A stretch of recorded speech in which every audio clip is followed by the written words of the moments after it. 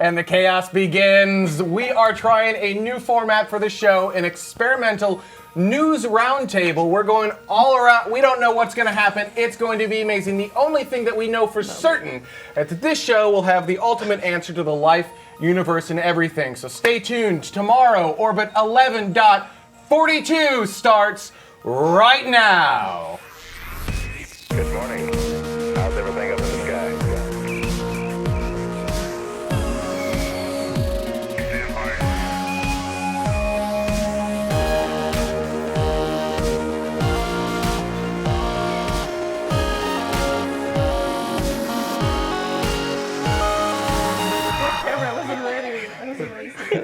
Oh, the chaos has already started. That's all right. We'll go around the table. We've got a lot of new people here and a lot of old, and maybe you're joining us for the first time. So I want to go around the room really quick and just introduce who everyone is. My name is Benjamin Higginbotham. I'm the executive producer of Tomorrow. I just like saying that.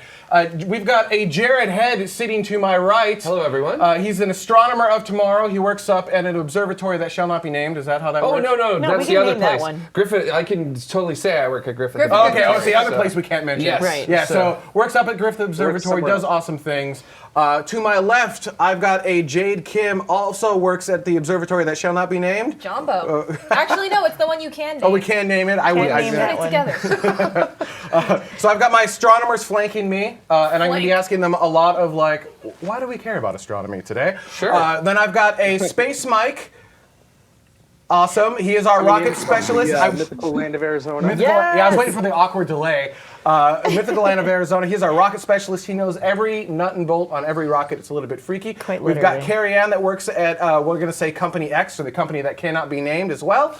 And Anya, you are joining us from the Brook Owens Fellowship. Yes. Yeah. that's So true. tell us what that is. Okay, so I'm ready. I'm Yes. ready to tell you all about it. Brook Owens Fellowship is the awesome fellowship for undergraduate women who are interested in all things aerospace and space industry. It does not have to be engineering. It could be policy. If you're interested in politics, if you're interested in how startups are made or like how industry is working right now, this is a perfect opportunity for you. Applications are due in a week, so don't waste any time. Google it and get on it. All right, Nice. we'll loop around a little bit to what's going on with that a little bit later in Okay. the show, and then we're also going to, in our second break, we're going to air a commercial for the Brook Owens Fellowship, so you can get a little bit idea as to what all of that is, why it matters, and what you can do and how you can participate. Yep. All right, but before we get into the news roundtable, we did have a couple of launches, and I personally have never done Launch Minute. And so I'm a little bit nervous because Launch Minute is hard, and if you've never seen it before, we actually do it live. Yeah. So It's really difficult. it is difficult. So Dada, if you're ready, let's go ahead and get started with a Launch Minute. All right, first up, we have a Long March 4B. It's carrying the Haiyang 2B satellite. This launched October 24th, 2018 at 22:57 Coordinated Universal Time, and that's out at Taiwan Space Center in China.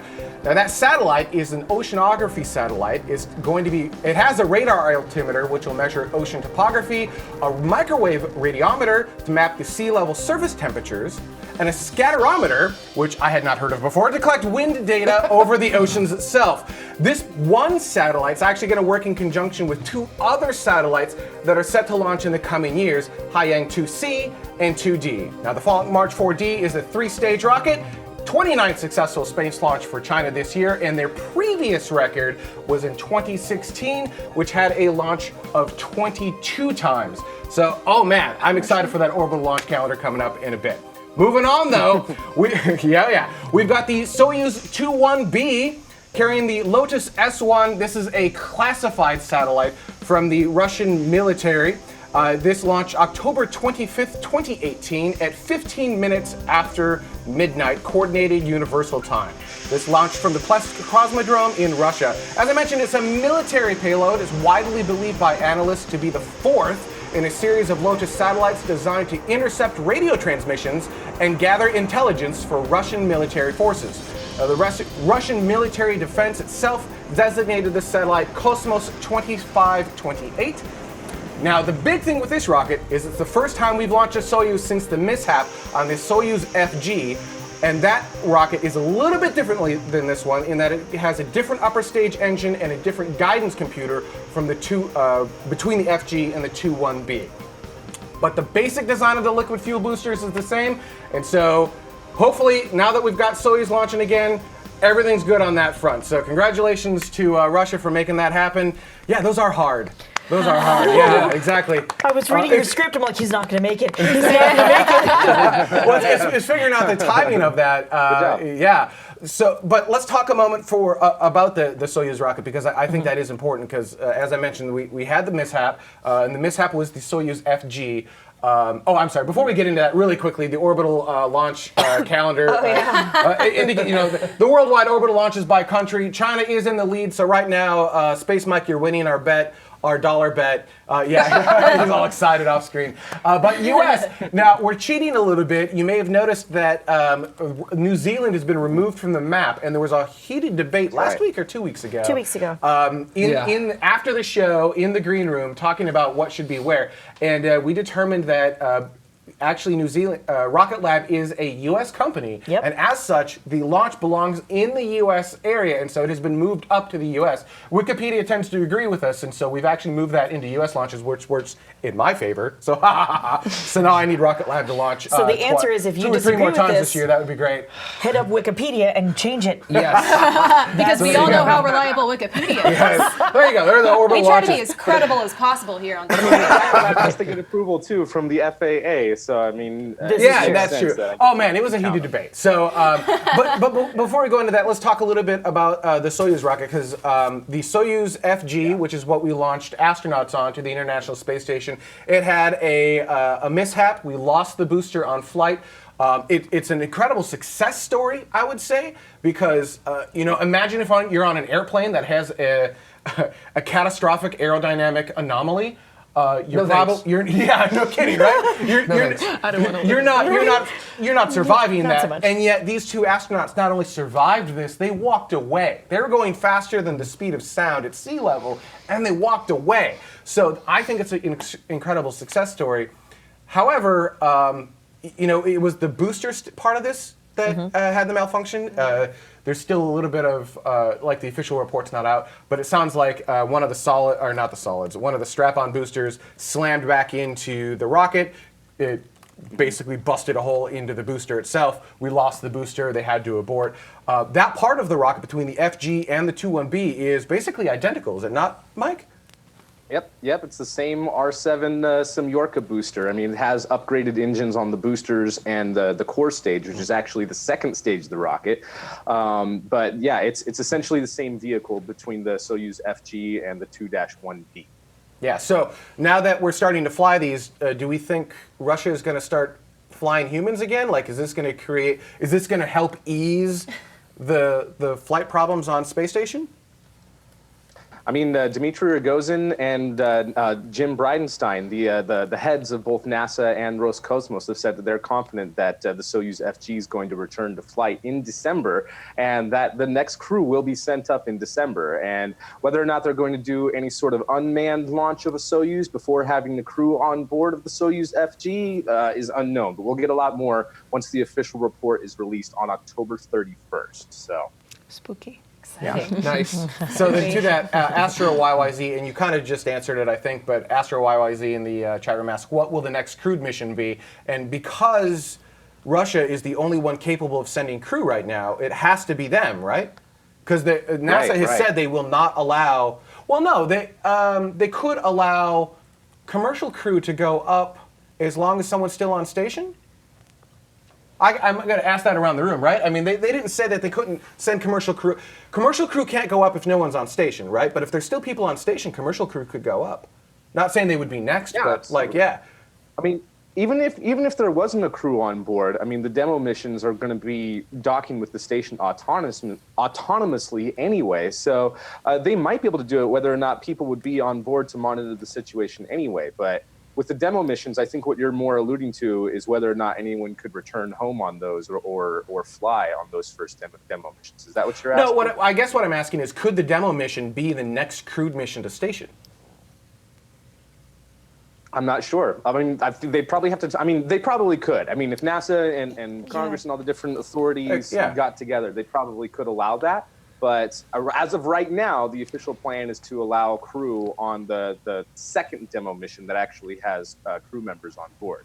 They were even talking about for both the SpaceX and Boeing crew missions, for the demo crew missions, they would make that an extended mission instead of a visit of only a couple of days or a couple of weeks, that they would actually stay for a couple of months to prove out different technologies, like how long those vehicles can actually stay at the space station for, and possibly utilize them for a return trip home. And depending on how things go with the Soyuz that's currently at the space station, I mean, that's the one that has a leak in it.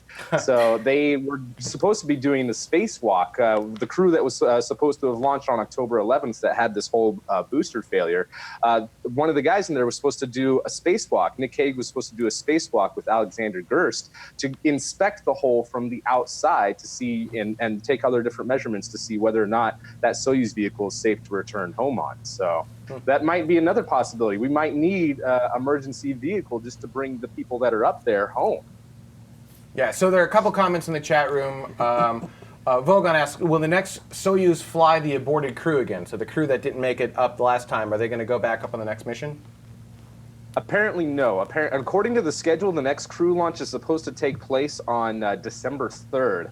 But that's a tentative date right now, so we're not sure. But the crew that was supposed to launch on that one, this one's going to be for Soyuz MS-12. That crew has already been training for that vehicle for a long time. The crew that was supposed to launch on Soyuz MS-11 that had the failure, they're going to be hopefully launching. They've been promised to launch again in the spring. So I'm assuming that they're going to shuffle around the schedules for some of the upcoming flights. But for this flight, it's already been in the works for a long time, and I don't think they're going to bump those crew. And then people debating with me saying, B. Godfrey says, NASA said they want crew on station in order to help with the docking. That's correct, right? So the point That's is, true. if they have to abandon station, then we can't send commercial crew up. We have to wait for someone to go back to space station. But that wasn't my question. If we can extend the life of Soyuz, or we can send up another Soyuz capsule, then we could theoretically send up, theoretically, it's possible, although unlikely, it's possible commercial crew could be in the next crew that goes up. Yeah. Although unlikely, I mean, probably I'm not saying this is going to happen. I'm just saying this is a possibility. Although with the Soyuz, you have to be a little careful in extending out its mission, because the primary thing that limits the Soyuz on station, from what I've been reading from the failure and what I've been learning from all of this, is actually it has to do with the decomposition of the hydrogen peroxide that it uses in its thrusters with that. So they wouldn't be able to come back very well. Yes, exactly. I mean, That would be bad. Yeah, really bad. the That'd be 60 bad. orbit return doesn't sound as fun as half an orbit. But so. they could send up an uncrewed vehicle, have it They sure could. dock with the International Space Station. So again, unlikely scenarios. I don't want to say that this is what they're doing, but when the chat room's asking who is the next crew that will go up, the answer is we don't know, because there could be a chance that they'll send up an uncrewed vehicle, or there's a chance that they're going to send up a crew too. Russia specifically. Although it's sounding more and more like Russia at this point. Yeah, I mean, there's upcoming Soyuz flights that are going to be using the same first stage with the boosters on it. So there's going to be multiple flights before the next crewed flight goes up. So to me, that December 3rd date really makes sense, and I'm pretty confident that's going to stay firm. All right, we've hacked on this for long enough. Who wants to take the next one? Jade, you've been kind of quiet. You want to take? You have an eyeball image in the rundown, which I thought was a little bit creepy. Okay. Yeah, you want to do that one? Yeah, absolutely. Wanted to make it a little spoopy for y'all, since Oh, it's near Halloween. the season. Yeah. Tis the season. This story's about brains, y'all. Actually, this is pretty exciting. So researchers from the University of Antwerp recently released some really fascinating research. And this actually has to do with what happens to your brain when you're in space. It is quite literally your brain on space. What they did was they studied the brains of 10 cosmonauts who went on missions that were at least 6 months in length or longer, and studied their brains before launching and then shortly after coming back to Earth. But get this, you're probably thinking, we've done this before. We've studied astronaut brains. Well, this is the first time we've actually followed up with these cosmonauts or astronauts, and we studied their brains 7 months after. So there's a little bit of longitudinal data in there to see if the effects that happen end up staying. Or if they do start to return back to normal, how long does it take? And what they did, well, first is the how. They used MRT, which is magnetic resonance tomography, where basically they study the surface of the brain to kind of look at the overall structure.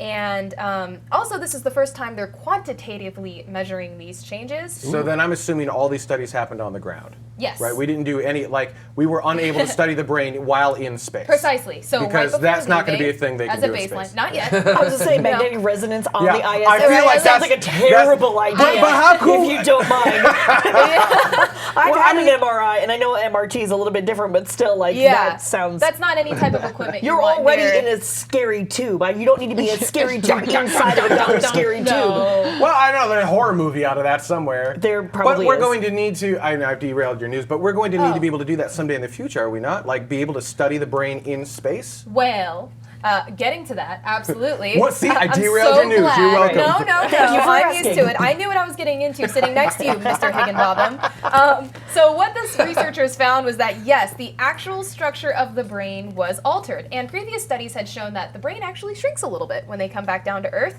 And in this case, we did see reductions in both the gray and white matter. But this is the interesting part. Due to the lack of gravity, there's this stuff called cerebrospinal fluid that actually started to migrate into the brain. And the thing is, you already have it in your brain. It helps kind of clear away the waste, and it's a very nice juice to have up there. However, in this case, they found that there was a lot more than there should have been. And again, because they are in a microgravity environment, those juices not only kind of go up there, they stay up there. But you might have heard of the puffy face phenomenon when you're in space, because, you know, all those fluid and all that blood's kind of... I just assume it was blood rushing to your Yeah, face. it's kinda like what you you were look sit like. Yeah. upside down on a jungle gym or something. Exactly, Yeah. except it's all the time. And Sounds terrible, actually. yeah, You know, no, when, it does. when you hear, Face is like, spinal fluid? What was that? Yes. You're saying that some of that puffy face is spinal fluid? Well, not necessarily in the face, but it's similar to the effect. So when it's in your face, yeah, it's like mostly it's blood, and mostly it's like some sort of fluid, other fluids that may be, you know, wandering around in your body. Think about like not sleeping for a few nights and your eyes start to get puffy because of fluids that start to kind of gather and pool under your eyes. Imagine that, but it's your whole face. And so sounds fantastic. I can't wait to go. I know, right? You'll Good definitely times. be way more attractive. That combined with space sickness, woo-wee! Exactly. And so essentially a lot of people are probably thinking, well, what effect does this have on the actual person? Like, are there any actual, like, can you tell, oh my gosh, this person's been to space for sure. Their brain's all wonky. Well, actually, They get good at chess. all of a sudden they can do really good math. So the most notable changes were in the orbital frontal cortex, which is actually involved in decision making, as well as the temporal cortex, which creates your memories, stores them, as well as handles a lot of sensory input information.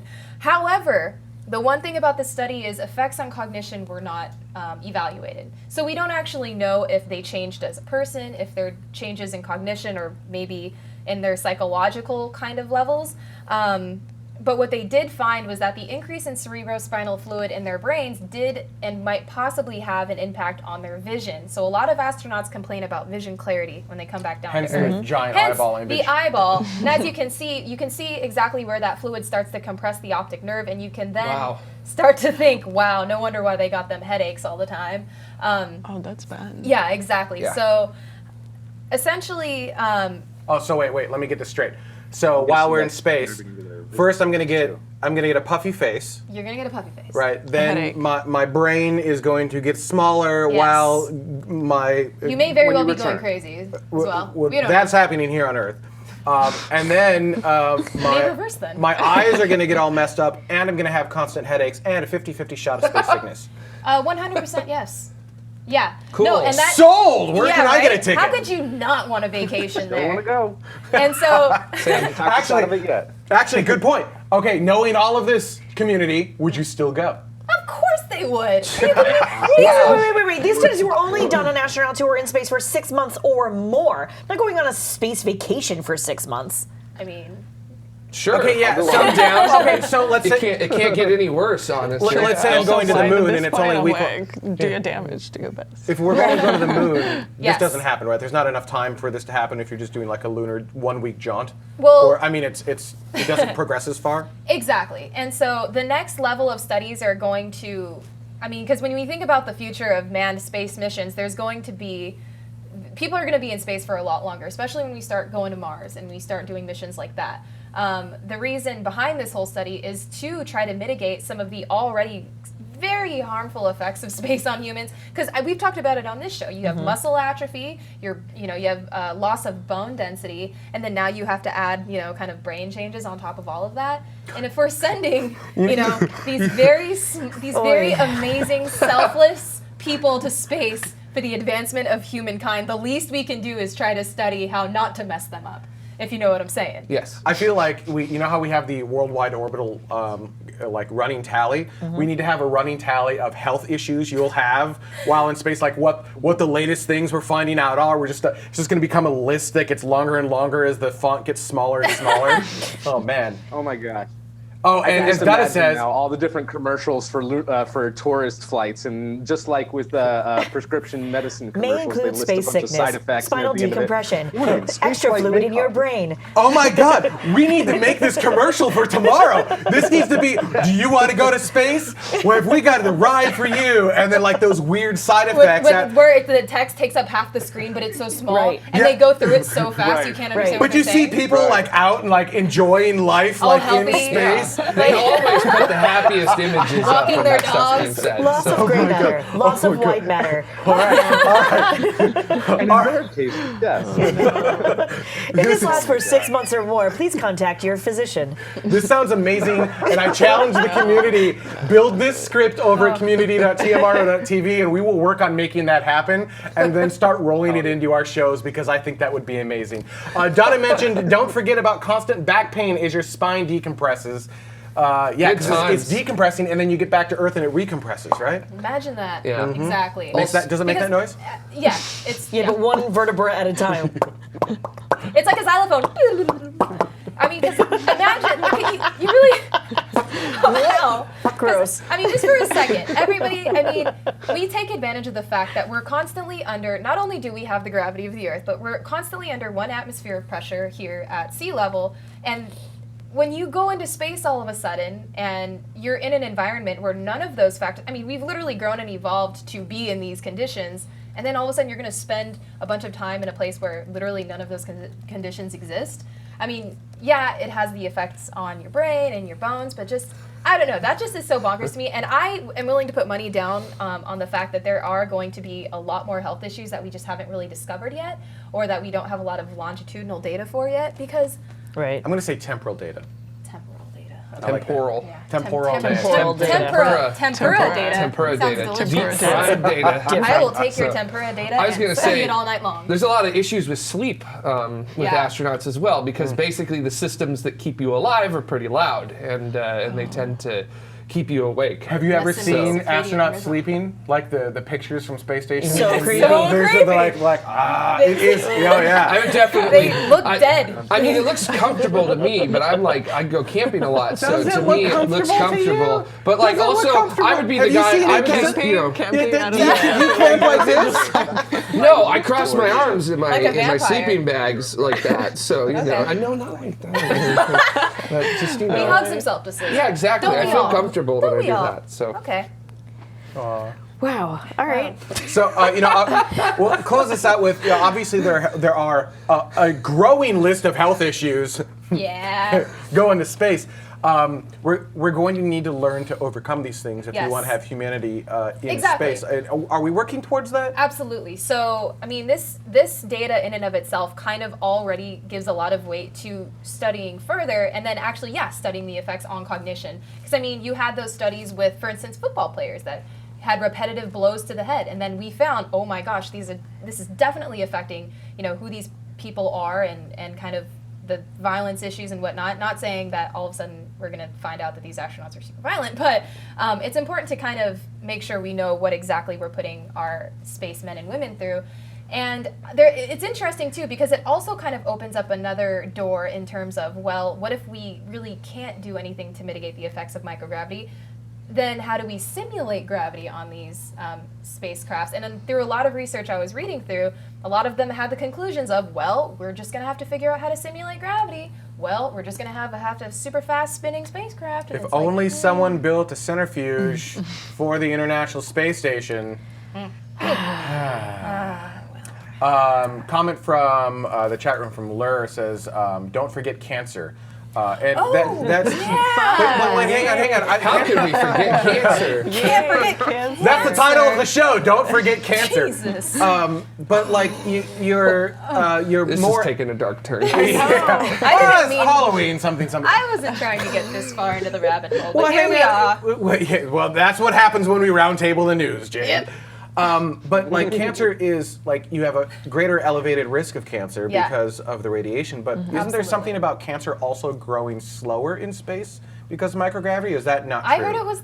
I thought it was Is it the other way around? opposite. It The may- fact that because it Yeah. Is it the other goes way around? faster, Oh, faster. Okay. it has the potential to spread throughout your body faster. Yeah. Oh, all right. So Great. even worse. Yay! Oh gosh. All right. Anyways, Still wanna well, go. Space sounds like such a fun place to go. May to. cause that cancer note- or sudden death. All right. well, Jared, let's do a happy story now. Let's talk about Hubble. Lineup. Yeah, Right. Hubble, baby. Hubble's right. back, baby. It's here. So excited that we got Hubble back. It's back. Yeah, it's finally. We've been waiting so long. I feel like there need to be balloons that drop Yeah. and like confetti. Look under your seats, everybody. It's a data set. So we are obviously celebrating the return of one of the most productive scientific instruments that humanity has ever worked with, which is the Hubble Space Telescope. Now, it went into safe mode earlier this month in October due to problems with its gyros, which are basically what allow Hubble to actually point at the targets that it wants to look at. Kind of important because it has to stay absolutely precise for an extended amount of time. Yes, that's how you do. Otherwise, it's blurry. Yes, otherwise it's blurry, and I know from moving my head back and forth, that tends to blur things. I was going to say a camera, but okay. Yeah, you could do that too. there's a scientific method for you. So these gyros, they're actually motor-driven wheels, and they spin at 19,200 RPM. So that's fast. And they're suspended in a sealed chamber that's got a very thick fluid inside of it. And the wires that deliver the power to those motors, they pass through the fluid. They're about as thick as a human hair is. So they're about 75 You're blowing my micrometers. mind right now. Yeah, 75. So wait, hang on. They've been running at over 19,000 RPM for the ones that have been active since it's been up there. Yes. They constantly run at 19,000 RPM Yes. for decades, essentially. Well, with the service missions, they would often swap out Oh, gyros that's a and good point. Yeah, and put yeah, new yeah, gyros yeah. in. Yeah, that makes But sense. yeah, those gyros have been up there. At least the youngest ones have been up there since 2009, so 9 years now. Because STS-125 is the last So mission. nearly a decade. So nearly a decade. Can't go plural, but all right. Yep. So those gyros, they operate in two modes. They operate in a fast mode that basically turns Hubble to its target, and then they also operate in what's called a fine tracking mode, where they aim right at the target that they're at, and they hold Hubble ultra precisely at that target, so they can collect as much light as possible and get whatever data the scientist who's gotten that time is requesting from them. Now, they kind of were trying to figure out what actually went wrong with Hubble. It's kind of hard to diagnose things, when you're not there. Right. So the engineers actually did the sort of turn it off, turn it on technique. Yeah. Oh my God. And I'm not kidding. They There's really an did that. IT crowd clip for this. Because yeah. those systems, they just wanted to make sure that the most obvious thing wasn't the problem. But that didn't work. So then they actually started moving Hubble back and forth very rapidly in terms of how it usually does. And they thought that the fluid, that there might be debris building up that would actually block the rotation of the motorized wheels inside of the gyroscopes. So they commanded Hubble to go back and forth really fast, hoping to loosen up any debris that might be in there. And then they commanded it to do additional moves to see if it actually could, and it did. So they figured it out that there was essentially debris inside of the gyroscopes, and they moved it back and forth really fast. So I guess basically they shook Hubble it, in orbit. yeah. That's what Loopy said. Loopy and then says, shake shake the the- telescope until it works again. And then I like the next one, which is just kick it. I'll remember that for our telescope at Griffith. And that's kind of what, Hit it with a hammer. I was gonna say, yeah, right? Hit it with a hammer. Isn't that what Astro Mike did when they were up there last time? Yeah, he Oh, ripped yeah, it. yeah, He ripped yeah. it open. Yeah. Yeah, he did. So yeah, the hammer, the Clarkson technique with that there. So yeah, so they are continuing to do tests on Hubble, but they just returned to science operations this morning with Hubble. Oh, congratulations. So we're That's very awesome. excited that they're now back up and operating. And You don't have to wait much longer for those Hubble wallpapers anymore. Yeah. They're Oh, coming back to you. thank We were so New sad. wallpapers. I'm so tired of the Yeah. same Thousands stupid already, but we're gonna get a couple more. Dang it! Yeah, and Dang it. this is like super great news because James Webb keeps getting delayed, which means that a successor telescope to Hubble keeps getting delayed. Also, James Webb is different. It is different. Does James Webb have visible light So sensors on it? James Webb can go basically into very light orange and red in the visible light spectrum. So we could use So it artists could go to about make it. 650 nanometers, and then we start to increase the size of that there. What we really wanted to do, though, is we wanted to have Hubble and James Webb working at the same time. So that way we could actually combine both of their observations together. And one of the things you can get out of that is that James Webb is going to be over, 1.6 million kilometers away from the Earth. So you could actually use that as like a visual interferometer. You have a different angle that you're looking at your target with. So then you can actually like really start to very precisely look at things like exoplanets or asteroids or other things like that That's gonna be in insane. super great detail. So having two data sets of the same thing that you can combine together is just like, I can't yeah. even like think about that. So I know you say that, and that's a possibility, but you were just talking about how Hubble, like whoever's in control of Hubble at that time, The aliens. right? But no, but I mean that a particular scientist, says this is the point that I want to look at, and then that's the collection point that we're looking at, what have you. Not to sound ignorant, but is that going to be a possibility to be able to say, I don't want just Hubble, I want JWST2, and I need both of them to look at the same thing? Because that sounds like if there's two gigantic telescopes out in space, that most people are going to be like, yeah, it's cool that you want both. That's not going to happen because then otherwise, like, why bother putting I don't another know. hugely powerful telescope in space if you're both going to be? I mean, I get it Looking at because the you same do thing. both want to look at the same thing because you do want to say, I see this. Oh, yep, I see this too, and that's cool. Yeah. Do you see what I'm saying? That's Yeah. a high priority You have enough to verify target. the yeah, data. well, I will Wait, I'm sorry, you said. You have to verify the data because otherwise it's just like if you're doing something with one telescope and then it might not work as well. So you have to verify. Yeah, it. so I was going to say, last year we had that, in August we had the first ever kilonova, two neutron stars colliding together that we detected with LIGO, the Laser Interferometer Gravitational Wave Observatory. So we got the gravity Glad you waves from spelled it. that out. Well done. Thank you. Yeah. That was nice. Because, hey, if it wins Right a out of Nobel the pocket. Prize, you should know what it is. So, immediately a telegram goes out to all of the observatories on Earth and basically says, hey, there's something serious happening. Point your telescope here if you can. Tell me it was a And- telegram. They're like, Yeah. So it's not like that. The only but people who it's still an have actual- telegrams then are the observatories. it's So then does that mean that Hubble could be like kind of over here and James Webb could be looking over here until we're like, guys, Yeah, look Right? over like, here. oh, we just got, guys, there's a supernova in Andromeda, point at it. Yeah, we absolutely could. Okay. Things like that, things that are very time sensitive, they're allowed to come in and bump who's ever observing at that time. Because that just seems So- like why not just Yeah. put like all of them in the air then? Because only one dude's going to be controlling them at a time Yeah. anyway. And that's why it ends up taking so long as well okay. on your telescope to actually get that time Right. for your science data because you get bumped a lot You're in because line, yeah. there's a lot of things It's like that the are going on. DMV, but even worse. Yes, exactly. Your number's about to get So- cold, and then you get bumped back about 100, and you're like, well, poop. Well, that's only because one person only needed a B47, driver's but license now and they're somebody in the else E needed. section. I hope they go Yeah. back to B soon. Yeah.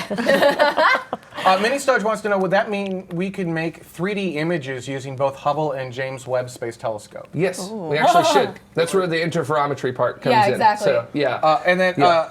a couple, there was at least one correction. I can't find it.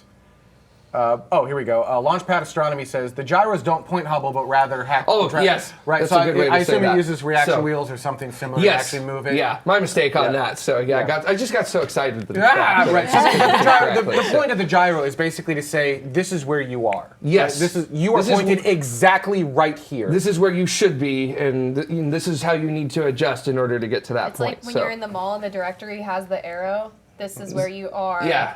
If you want to go somewhere exactly. else, go this way. Yeah, and it's like having like one of those horrible maps where it's like it's like you're on level 2 as opposed to the It's accuracy a of the literal air. schematic of the layout that the architect drew up, and it's like, this is not for normal people. I don't know. What Yeah, and also, just to clarify for you, Carrie Ann, with what you were talking about, the Space Telescope Science Institute, which is who runs Hubble, they're also going to be running the James Webb Space Telescope. Gotcha. Oh, that's So they're right? both actually, the teams will be able to talk to each other if they need to do dual observations together. In real life. Yeah. Got it. Awesome. Very cool stuff. Congratulations to Hubble, and we're Yes. excited to get our Yeah. new wallpapers. Where are our new wallpapers?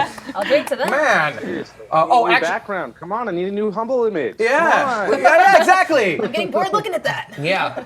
The Drunk Rocketeer would like to know, when is James Webb Space, right? Yeah, that's a name. When is James Webb Space Telescope slated to launch now? Oh my gosh, when is it actually slated to launch? Actually, it's I feel at this point it's not even worth, like, who knows? March 30th of 2021 is when it's currently scheduled to launch on an Ariane 5. So there you go. That's So going to the right. That'll be fun. That's moving to the right. We'll see how Launch that when it goes. launches. So, yeah. Also, man. that is also just to let you know, James Webb is going to take about 30 days to get to its Lagrange point that it's going to. And during those 30 days, it's going to be unfolding because in order to get it to fit inside of the payload fairing, they basically had to like make an origami space telescope. And everything's going to unfold over the first 3 weeks, and everybody is just going to be sitting there going, "Oh no, God." So it's like a really slow transformer? Yeah, it is a very slow transformer. I don't know if it's. I don't know. Michael if it's, Bay's James Webb Space Telescope. Megan Fox comes out of nowhere. Well, Explosions. I would say let's not let Michael Bay direct the launch portion. Of it.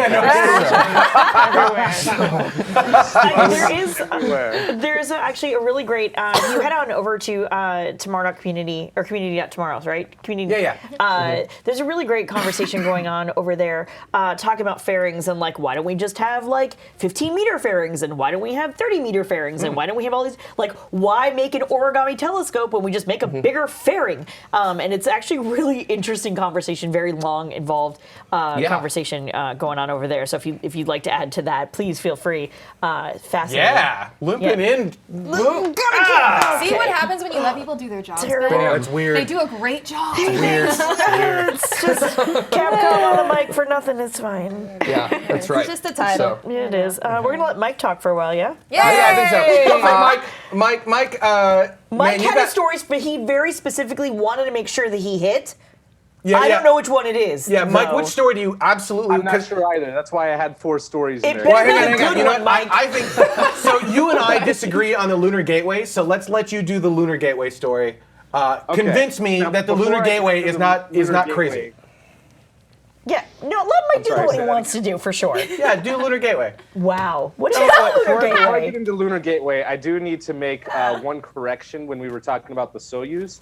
The crew flight, the Soyuz that failed was actually Soyuz MS-10, and the crew of MS-11 is the one that's supposed to be launching on December 3rd. And that's going to have a Russian, a Canadian, and an American on board. So my just wanted to get that straight. Sounds like a first. joke. What now- happens when a Russian, Russian, Canadian, and Canadian. American go into a bar? Terrible. Oh man! So what I'm excited about is that NASA has put out a pretty much they're seeking information from U.S. companies only, not from international partners, just from U.S. companies about sending cargo to their Lunar Gateway station. And just as a refresher, NASA is leading the development of the Lunar Gateway station, but they're teaming up with commercial companies, not just in the US, but worldwide, as well as other space agencies around the world to contribute on this, and have gotten a lot of positive responses, and a lot of workshops have been taking place over the past year to put the different pieces of the internet of this lunar orbiting platform gateway together. And something that I think is really cool with this is that they're going to be doing robotic missions to the surface of the moon, bringing back samples to this gateway where it'll be processed. And they're going to be doing the 2-year astronaut studies and potentially even a 3-year astronaut study of studying the effects on the human body in space for that long before we actually do a mission to Mars. And this platform, it might even be setting up or where construction is taking place for the first Mars transport vehicle, which would basically be a Mars cycler that NASA would be building. So there's lots of purposes that they want to do here. But for the first initial missions, astronauts are only going to stay there for about 3 months at a time. And so while they're there, they're going to need different cargo supplies, food and experiments, and be able to return stuff. So I think this is a really cool opportunity. This could present an awesome opportunity for some of our favorite space companies like SpaceX and Blue Origin and United Launch Alliance to get additional business supplying the orbital platforms. And I think that it's really cool. Something that they're looking for especially. And by the way, NASA is asking them to return proposals to them by November 2nd. And what they're looking for is at least 3 cargo delivery missions to the gateway. And they need to have both pressurized and unpressurized cargo. And whoever the first cargo delivery is might need to be building a robotic arm that would be supplied by the Canadian Space Agency. So there's quite a bit of cool things here. Something else that's really interesting about it is that, of course, it has to have the international docking standard. All of the people collaborating on this project are going to use the same docking ports. So we don't need to have any adapters between Russian hardware and American hardware, or even American hardware and European hardware. They're all going to use the same type of docking ports. And whoever constructs the cargo vehicle in this configuration explanation here, the vehicle in yellow, that's kind of the vertical vehicle there is an impression, I guess, of the logistics vehicle, of the cargo vehicle.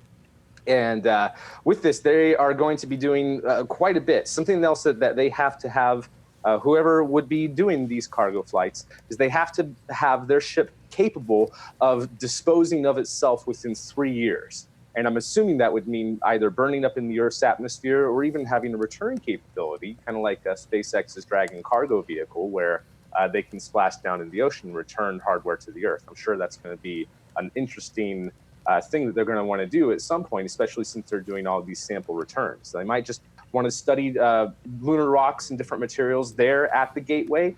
There's a robotic vehicle that's a sample return vehicle that you might be able to make out in that configuration there as well. And that's what all these type of contracts that NASA is working on with a lot of companies that have small landers. Working with Astrobotic, working with Blue Origin, working with Moon Express, of figuring out ways that not only can we deliver science payloads to the lunar surface, but bring back samples to either this station or all the way back to Earth. And something that I think is kind of cool is that Lockheed Martin has kind of redone the Altair lander that they were building under the Constellation program during the Bush era, and have put out a new version of it to take humans to the moon, because part of the NASA exploration roadmap that was finally released and was mandated by Congress like a year ago says that not only are they have these small landers to deliver science experiments, medium landers to return samples to the station and eventually to Earth, and then large landers to have international human missions to the surface of the moon. And Russia especially is teaming up with China to build modules on the surface of the moon. So there's lots of different movements and programs that are all kind of coming together towards this lunar program. All right, so here's where I'm going to push back. Yeah. Here's where I'm going to push back on the Lunar Gateway. He's been holding this in. Yeah, no, I have. Oh my gosh. Go ahead. Who cares? Why do we need a Lunar Gateway? Why do any of that at all? Skip that. Scrap that. That's a thing. So because they don't know where to send SLS, right? They're like, let's build a Lunar Gateway. So instead of that, let's just go straight to the moon. Nothing you just mentioned we can't do if we just go straight to the moon. Let's start setting up colonies on the moon. What's more inspiring, a space station near the moon or putting humans on the moon? Let's put humans on the moon. Why don't we just skip this entirely? I don't get that. We don't need it to go to Mars. We don't need it to go to the moon. We don't need the Lunar Gateway. Something that I think is really interesting with it is you're right, but I also think that you're wrong in only one aspect of their plans of the gateway. We don't need it. We should just go directly to the surface. But there's a couple of things that it ensures. It's mainly for redundancy, to be able to teleoperate different rovers and landers for the surface of the moon and things like that.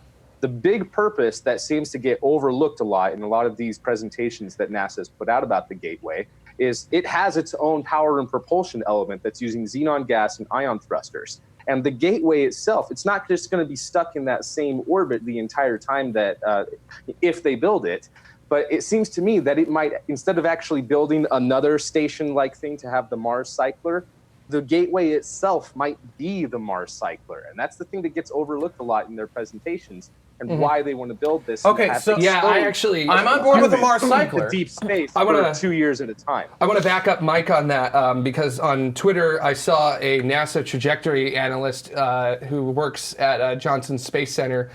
She actually put the trajectories, the actual simulations to get the lunar gateway out of lunar orbit and on its way on a Mars trajectory onto Twitter. So that's not just like an idea. That's like something that's legitimately being pursued. So kind of like an Aldrin cycler kind of concept, where it goes. For those who don't know, you're basically going between like the Mars and then some other point here. We'll call it the moon, and you're just going back, and it just goes in a circle, and then you transfer off at Mars, then you go up and down from your station at Mars, and you go up and down from your station at Moon.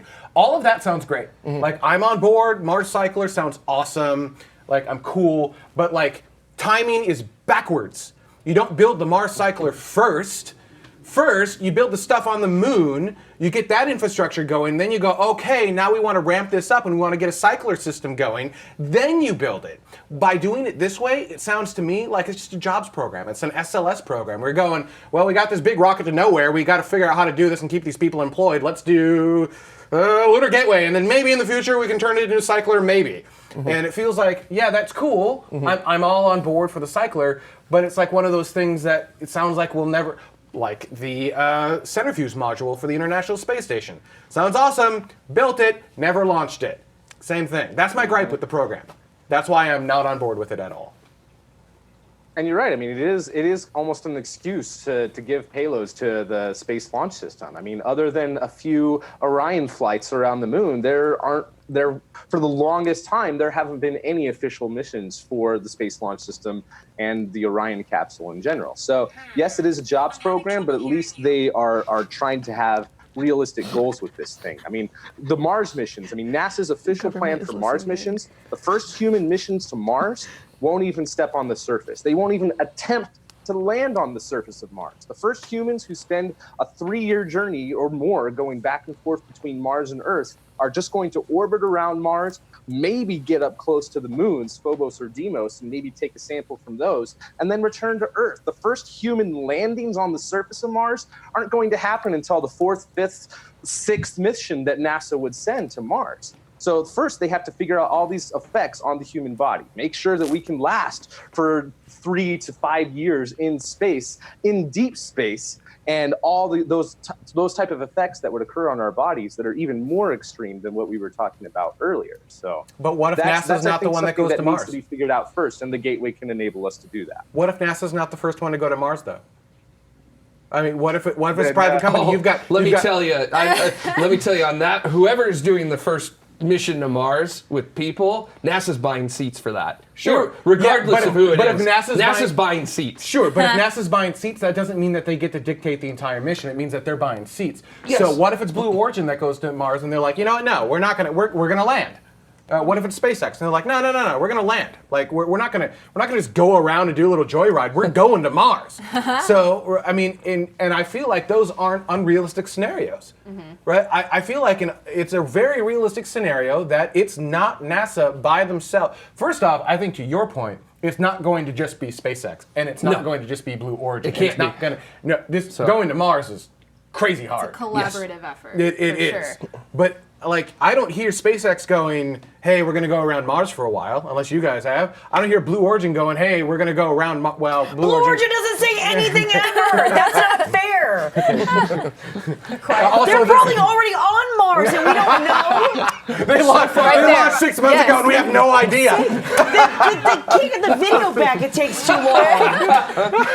That's just how humble they are. They don't have to talk about anything they do. They not just even do fair. They're like, oh, by the way, last month we landed on Mars. Here's some photos. I was going to say, everything publicly that Blue Origin said, it sounds like they're more focused on the moon, and specifically not just the moon, but like actually building industry in cislunar space, which is very important if you actually want to sustain the ability to just go to Mars more than once. Yeah. So. All right, we've gone a long time on this. I think what we should do here is let's take a quick calendar break, and then when we come back, we're going to talk to Anya a little bit about Brook Owens Fellowship, and how all of that works. And we've got a little bit more news. So stay tuned. We'll be right back. Look into her face, determination in her eyes. She won't give up or quit or fumble little fashion lies. Filled with awesome expectation, this girl's a fascination. And nothing in her way will keep her from her destination. 'Cause she's fire walking, she's fire walking. When it's hot, she keeps on moving. Through the heat, keeps on improving. Yeah, she's fire walking, she's fire walking to be free.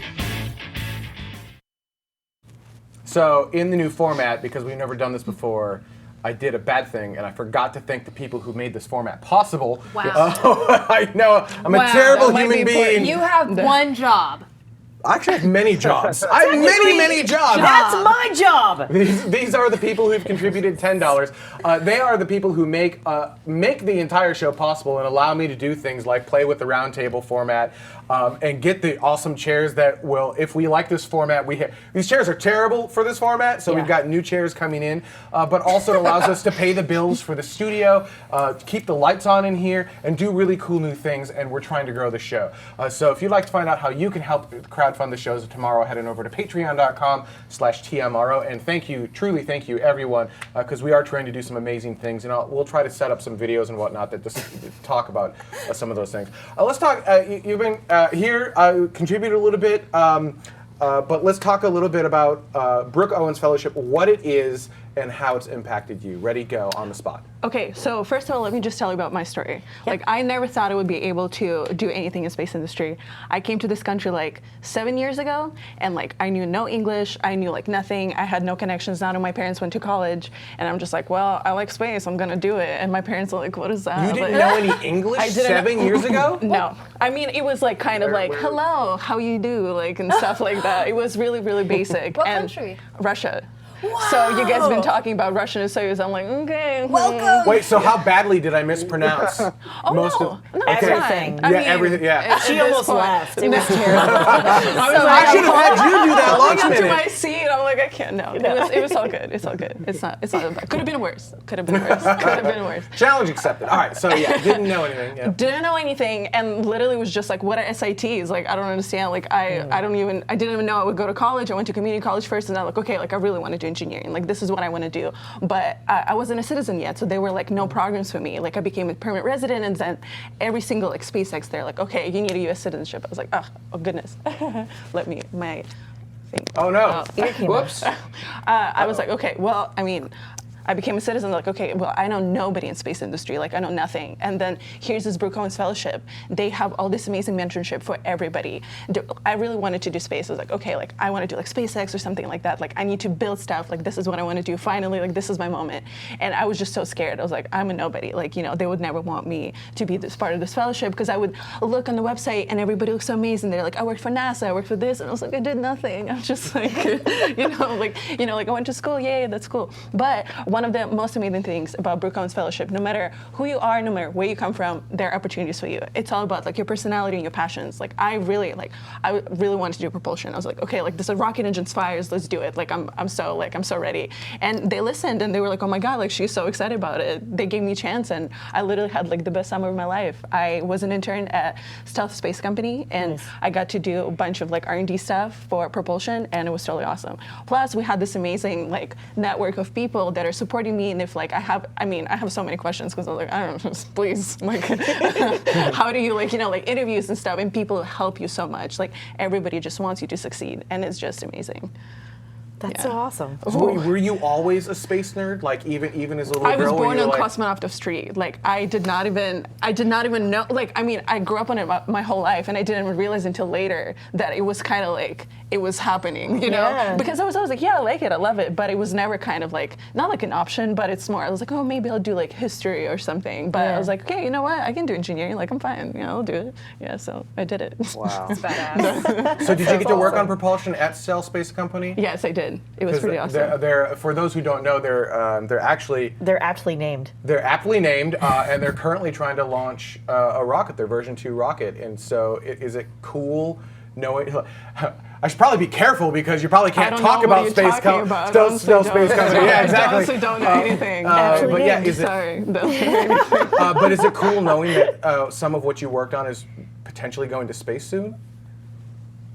Yeah. And that was enabled through Brook Owens Fellowship. Absolutely, yeah. I honestly did not even know what Stealth Space Company was. I was just Googling. I was like, what is this place? Like, I don't even know. I was kind of like scared. Like, no information was publicly available. And then on day one, I was like, oh my goodness, this is like the perfect company, perfect people. And since it's like a startup, so everybody's like, I mean, everybody's awesome. Like, everybody who works on space stuff, they're like, you know, all of us nerds, we all love it. We're just, you know, I just had such amazing growing experience especially there. in a startup In a sort of startup situation. You're like, situation, you're yeah. there for the passion, and then you're learning as you go along. And free anyway. food. We had lunch for free. Yeah. So that was pretty good. That was pretty good. That seals the deal. So who is Brook Owens? Who is the fellowship for? Like people watching, who can participate? Oh, if you're an undergraduate woman who is interested in aerospace industry, as I mentioned before, whether it could be business side of things or engineering side of things or little operations, like anything, any side of things, it is for you. There are awesome companies, awesome mentors that are there for you to just guide you and help you succeed in this industry. That are kind of a little bit exclusive, I would say. It feels like exclusive. It's not exclusive once you're in it. But Yeah, from the outside looking in, it's like, Yeah. whoa, like all these people, they know each other, and it's like, yeah. It is hard to break in. It's really hard to break in. But once you're in, it's a very small, tight-knit really community. small, Yeah, exactly. super awesome community. Yeah. Like it seems like, whoa, all these people, they're so cool. Like, oh, I'm scared, but now just like, nah, we're just nerds. Like it's good. Yeah. Really smart Yeah. nerds. Yeah, that's a really cool story. That's really amazing. Yeah, it was like- where can people go for more information? BrookOwensFellowship.org. Yeah. I think. On the spot. I think that's the website. Yeah, Yes. and the deadline to apply is November 7th. I think they changed it from November 6th because November 6th is our elections. Please yes. vote. Don't forget to vote. And if you're like, oh my goodness, like so much stuff to do, I did my application in 2 days because I was like, okay, like I'm not qualified. And one of my friends was like, come on, like you have to do it. I was like, okay, whatever, I'll do it. 2 days. Don't be like me because I didn't sleep. But it is definitely possible. So Space Geek says she says it's only for women. And I think for the fellowship side of it, that's true, but they're also looking for mentors or people to, is there anything that the men can help out with at all, or is it? Anybody can help out. There's so much information on the website. We have our awesome founders that are always willing, to listen and to hear to ideas. Absolutely. Just brookowensfellowship.org for all your questions.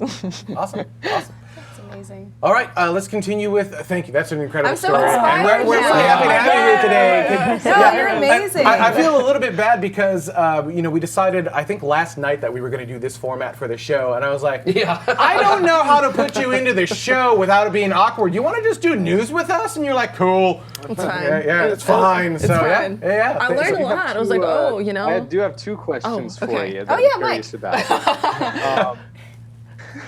Do you still speak fluent Russian, and would you ever consider working in the aerospace industry in Russia? So, okay, I do speak fluent Russian. When I left, I was 16, so I literally completed like 10 grades out of 11 in Russian. So yes, I do speak it. Now with really weird American accent, which I did not expect. All of my friends, We wouldn't know the difference. yeah, all my Russian friends are just like, you sound really different. Like, what happened to you? I was just like, I don't know. Yeah, but Russian space program, like one of the first things they say, you cannot be. It's like you have to have like a degree, I think, and the second is you cannot be dual citizen. And I was like, okay, well, thanks. I'm out. So I think it's. Why? For If I want to be potential- like an astronaut or something there, like a cosmonaut, I cannot have a dual citizenship. Well, for they have some reason. problems with the propulsion right now, so maybe you can help. Oh wow. Too soon? Sorry, too soon? Do we have that rule? I feel like if I'm gonna go there and help them with propulsion, I'll never come back. They'll never let Right. me out. I don't think it will. Yeah, I will never come back. To answer your question about the question, do you have to be an American citizen to work on a lot of American rocketry programs? I think that you can be dual citizens, but you have to have an American Absolutely, citizenship. yeah. Or a Yeah. green card, I believe. ITAR is green card. Yeah. So if it's like ITAR stuff, but if it's NASA, especially in like government contracts, you have to be a U.S. citizen. Yeah. Yeah. Yeah, military stuff Military, gets yeah, but yeah. but then it depends on your clearance Get level. away You with don't the green necessarily card need for high I'm so clearance scared, to and work I feel on. like I will never get clearance. They're like, she's Russian, she's out. Like that's my biggest fear. Like they're just like, oh. Yeah, but if you're not touching the satellite, like if you're not touching the thing that they're trying to protect, and you're just working on a subsystem somewhere else, they may not matter. That may not matter. Word. May not matter. May not matter. Those are the matter. words I use. Yeah. We'll see. I will update you guys if I ever try to get security clearance. Yeah. Or you won't. Yeah, that's true. We'll get like a 1 minute update every show of how you're doing. Right? I'm I'm with security so clearance. down for that. All right, let's continue with our news. Jade, you had you were talking about the planet Pluto. Yeah, and I'm actually really Yes. excited about that because, and I think I know why Jared's like excited Pluto. too, because we like all Pluto. remember where we were that beautiful day in 2015 when New Horizons shot right past Pluto and its moons and sent back some of the most epic data I've ever seen in my lifetime. It traveled 26,000 miles per hour, zoomed right by, and yet the images we Did got. you just say miles per hour? Kilometers. Yeah, I put it through. I wanted miles. For me, it's more relatable. I'm sorry, Mr. Pretentious. Metric system only. Okay. that's Metric fine. system I- first. You can I add. speak You can for add the imperial. people, You can then. add imperial. No. It's only 30% of our American viewing. people. Yeah. Only that 30% do not of the know the viewing. metric system as well as the rest of the world does. Just to jump in, since I'm metric fluent, it's about 42,000. He says he's metric fluent, but he did the conversion. So yeah, he's metric fluent using Google. So shenanigans. Anyways, go on. 40 whatever kilometers wherever per whatever. Yeah, I'm sorry, I derailed you. Continue. It's so fast. At that point, it almost doesn't matter. Like at some point, it's so freaking cold, it almost doesn't matter anymore. Okay, you want to know what? Here, in universal human speak, stupid fast. Stupid Yeah. fast. All right, I'll buy that. Dumb All right. fast. So, Dumb I'll take it. fast. So- All right, so New Horizons is now about 1 billion miles past Pluto. It is running into the arms of Ultima It's Thule. way past It's Pluto. really far away from Pluto. 1.6 billion. No, look, I'm gonna kilometers. every time I you did that use in the my imperial head. system, God. I'm gonna give you side eyes, Of just course so you are. know. Oh, Okay, yeah. yeah. I know nothing but side eye from Ben. I haven't seen straight eye from Ben ever. Let's be Me honest. either. Oh, right, sorry. Anyways, so better known as MU69, New Horizons is passionately running into the arms of that new target. And to be honest, everyone's question has been, when do we go back? And then when we do go back, are we going to focus on breadth or depth? I.e., are we going to focus on just really honing in and studying more about Pluto and its moons, or are we actually going to survey the Kuiper Belt? So, and That's learn a about all those great. objects. Can't we do both? As one adorable little girl from a taco commercial once said, why not not both? Yeah. And this is really exciting. There was some preliminary. I don't remember this commercial. I don't Really? either. Really? Well, Yeah. I can see why you wouldn't, Okay, but you true. really? Yeah, I Really? know. Why not both? ¿Por qué no los dos? Yeah, ¿Por qué no los dos? Never mind. Anyways, you can just go ahead and look that up on your own time. And so, some really, really exciting informations come from the Southwest Research Institute, actually led by Plutophile Dr. Alan Stern himself, who is the principal investigator for New Horizons. They actually, to sum up the entire study, really the whole conclusion was, why not both? Yes, we can do both. Yes! So basically, they are speculating about a Pluto orbital mission that will use Sharon to slingshot several times, so that the first few years that it's out there, yeah, we will be studying. And what you're looking at right now is actually the Squiggly orbital. lines. Those are the orbital patterns it's suggesting. And so as you can see, a lot of flybys near Pluto and its moons. So yes, getting real deep, real No, dirty. I can't tell what any of that is. It literally looks like a like- bunch of squiggly Sounds lines like on a the you screen. problem. It's an orbital hairball. It is. It's an orbital hairball. That's all you need to know. All right, and so yeah, we will get the depth. We are going to learn. Sir Game-A-Lot says, I see kindergartners were busy. Yes. The entire destiny of studying the frontiers of our solar system is just a bunch of kindergartners scribbling with some neon pens. Yeah, and- But it worked. It actually made a little bit of sense. And so basically what they're speculating is that using an electric propulsion spacecraft, what they can do is, again, use Sharon to slingshot around Pluto quite a few times. And get this, even dip into Pluto's atmosphere. Because as Dutta had thrown up earlier, we found and discovered, I'm sorry, Pluto does indeed have a very thin atmosphere. In fact, I think it's technically an exosphere, right?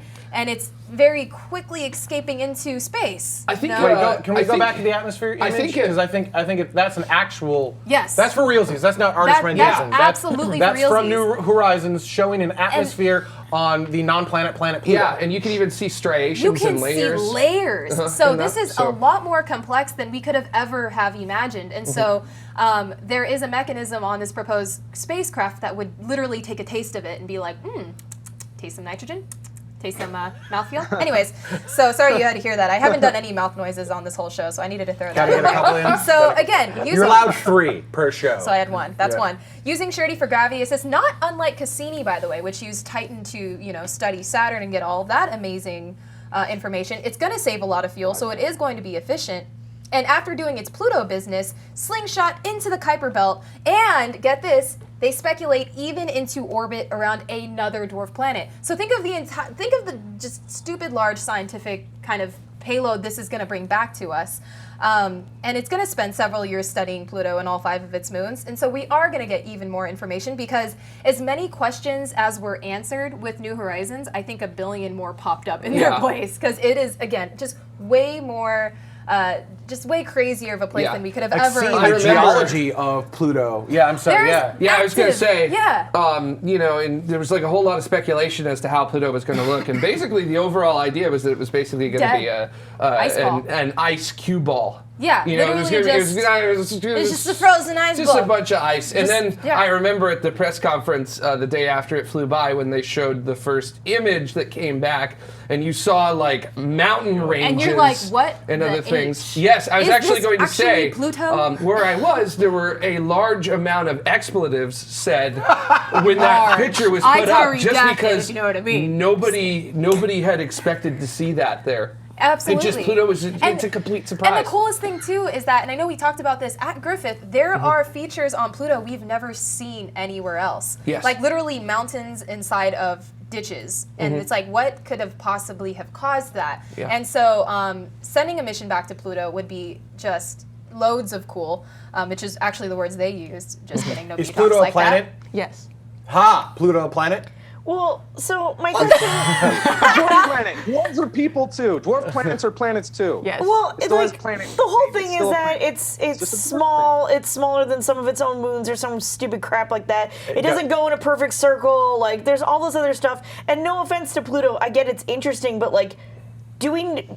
It doesn't. This is gonna sound terrible. This is gonna be a very unpopular opinion, and I don't care. Do we know so much about all of the other planets that we're like, you know what? We have to go back to Pluto. We have to go back. Like, what are we?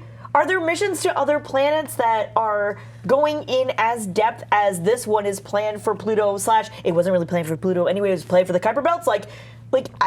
So this is where I have a hard time with it. Yeah. Planetary science is fascinating. Oh, It yeah. gives us some gorgeous pictures, and yeah, we're learning lots of stuff. And the more stuff we learn about other things, the more stuff we can know about ourselves. Great. I need more wallpapers. All that other crap, but at the same time, there's something that the part that I don't understand, and it's the same part that people have a tendency to say, why are we doing anything in space when there's all these problems on Earth? Like, I understand that the more you learn about pretty much anything can help you reapply to the problems you already have. However, I know we're not done with Pluto. I just feel like there's other planets that we can like Why? also, I don't know, like Exactly. maybe do. Well, let's So- go to the chat room really quick, because Yeah. the chat room Oh, is yeah. very What's much up, like, guys? all right, Uranus and Neptune need orbiters. Uranus and Neptune.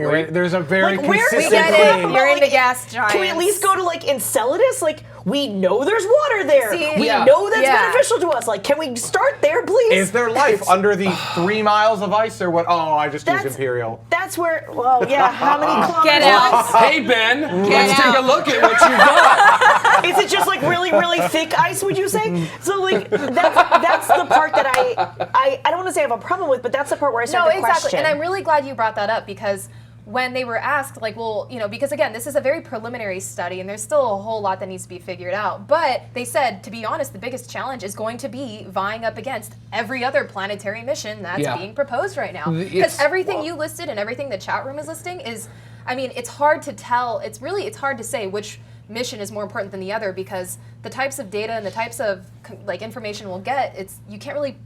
I mean, can you really put a value right, you don't know on what you these? don't know. And another thing is, in terms of kind of arguing for a Pluto or a Kuiper Belt mission is, I mean, if we're able to, yes, studying Pluto, I mean, yeah, as you said, these are objects frozen in time. The more we learn about these, relics of our solar system, the more we'll learn about the evolution of our entire neighborhood.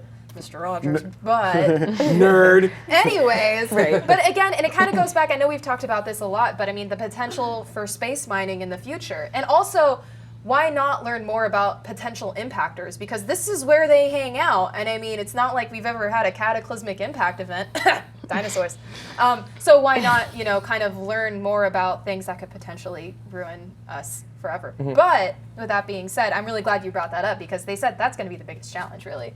It's procuring Because I mean, the it looks funding. super easy if you go back to the kindergarten scribble. Oh yeah. It looks like this is, you know, No, MBT. that's not easy. That's made by people who sit in dark rooms with funny hats. But that's what I'm saying. Trying to get that kind of rendezvous and flyby and gravity assists in Kerbal is so hard to do. Anyone who's played Kerbal knows doing an interplanetary mission, getting something that looks like that. No, but I mean, that's the joke, right? code Like, right there. hey, this looks like Holy it's cow. totally simple to do. Why don't we just Check do it it because out. we're already in the neighborhood? And it feels like you look at that and you're like, what the hell are we thinking? Yeah. Well, I feel like, you know, we're in a time period where, you know, the last astrophysical decadal survey in 2010, we didn't have launch providers that were cheap.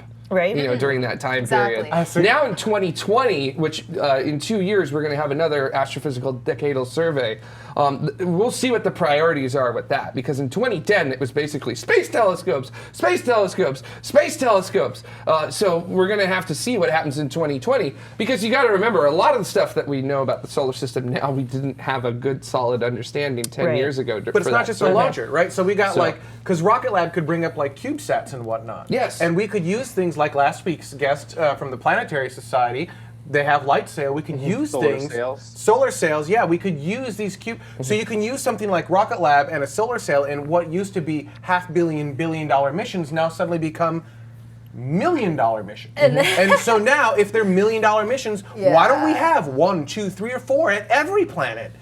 Or dwarf planet, or whatever you want to call it. Yeah, yes But and no. flybys of all the rest of the dwarf planets in the Kuiper Belt. I want to see Haumea. That thing is freaking Yeah. weird. I want to see Exactly. Makemake. And that- I want to see Eris. That's why this specific report was really interesting, because it's not just Pluto. It's like they said, they can actually have the capability to go and orbit another dwarf planet.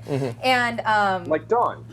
yeah, exactly. Yeah, and Dawn so spacecraft. How it orbited both Ceres and Vesta, one of the Yeah. largest asteroids in the belt. and talk about accomplishing a new level of spacecraft efficiency. I mean, with all of these, using Sharon for gravity assists, and then being able to use, you know, the propulsion that you do have to go somewhere else and continue, you know, maneuvering around like that.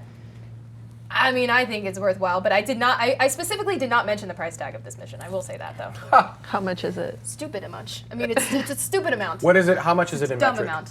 In metric? Wow, okay. Really, really, You really can stupid Google amount. that. Why don't- yeah. All right. Let's move on. Actually, I think this ties well to one of Jared's stories, which is Hayabusa 2. Yes. Because we're kind of already out in that area, like out in the solar system. Oh, he's bouncing. I'm I got just you a so bouncy excited. chair. You can even I'm you can so use your excited chair. for everything. I'm so excited for everything.